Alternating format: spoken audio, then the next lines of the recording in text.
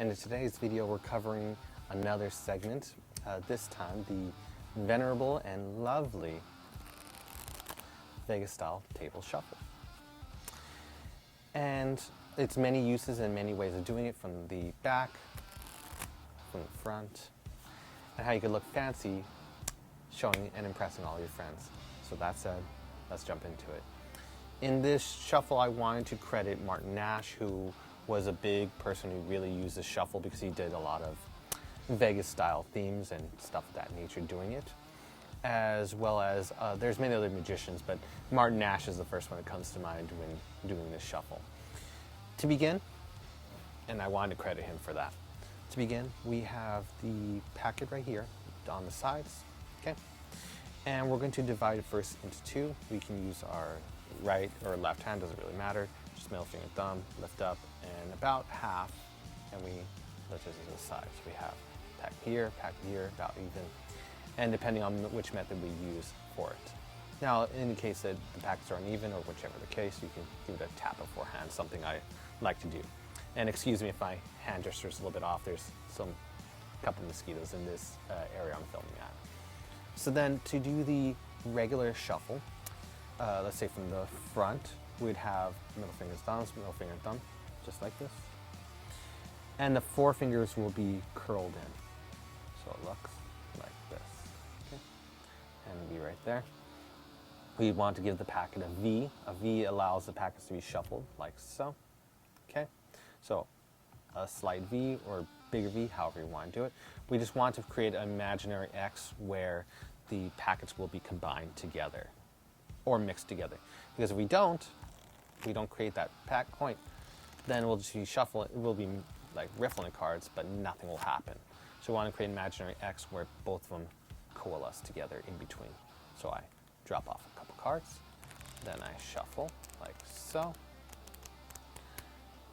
like that, and you can see that the packets are slightly in between. Then we can push them together a little bit to make sure that they stay together. We can straighten it, and then using our middle fingers and thumbs, four fingers from the front, we can then push the pack together in one sense. That's one way of going about it. Another way, so middle finger, thumb, we'll do it slowly. The four fingers put pressure downward so I can create that. I create that invisible X so they can intertwine. You do this. Another thing a lot of magicians like to do for entertainment purposes to show the packets are really together is they let the packets slide back so you can show that they're interweaved, and then people can push together cards, really showing that they're being mixed, like so, and then square it up and you're all good.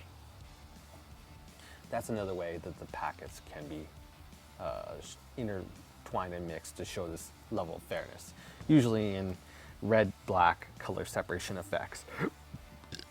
Excuse me, stuff of that nature. Another way is you can divide the pack into two. So you got the packs right there. And then what you can do is you can use middle finger, thumb, four finger, but from the back, still create an imaginary X. The reason I taught this one first is because there's a little bit more control. This one's a little bit more freestyle. So same technique as before.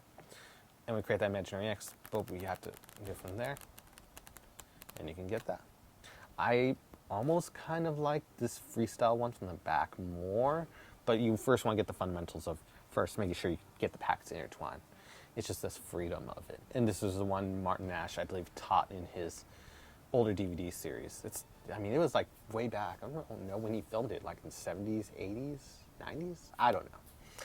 It was when he was at his prime, before, anyways.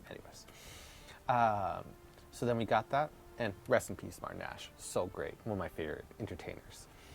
From here, we then use the middle finger right here, thumb at the back, ring fingers on the sides right here, and we can just push the cards together like so. It's kind of casualness. So in in medium motion, I'll do it in medium motion. There we go. Shuffling the packets like so, pushing together, and then you can use the middle fingers or four fingers, whatever feels good for you, to square those packets on up. and then you can use the 4 fingers to square like that. So those are the basics of being able to shuffle like a Las Vegas casino dealer. Say, this is how I got kicked out of Vegas. I did this kind of shuffle, and you got to see that. Ooh, and everyone goes, ooh, or they know not to play cards with you.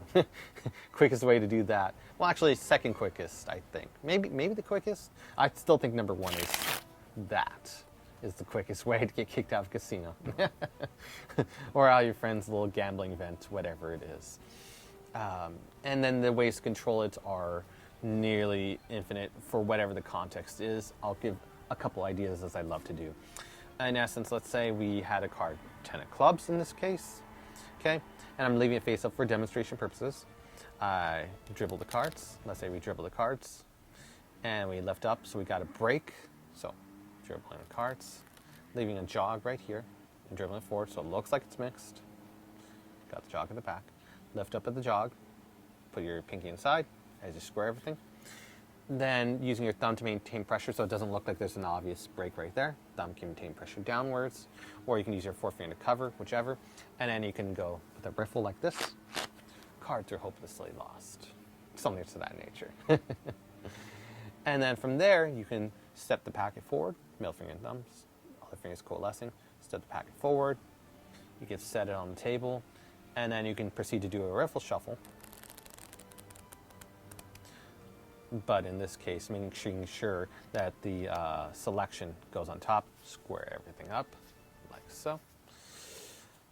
And you get the selection control to the top. Similar for how it would be on bottom. Say cards dribble like so, shown, dribbled like so, however you decide to do it. Packet is separated just by the pinky break below the selection. And you can do the same gesture, hopelessly lost. Step the packet forward, but again, you don't want to flash this packet. Be mindful of that. Then do the shuffle, but in this case, making sure that this packet dribbles or shuffles off some of its cards first, shuffles some of its cards off, and now you proceed to shuffle everything else, doing the same square up everything, and we have the card on bottom for whatever revelation you have. So whether it be for normal shuffles or for advanced heavy shuffles, you can be able to do this for also multiple stock card controls. If you want, for the bottom, you can riff off a couple of cards and then shuffle it.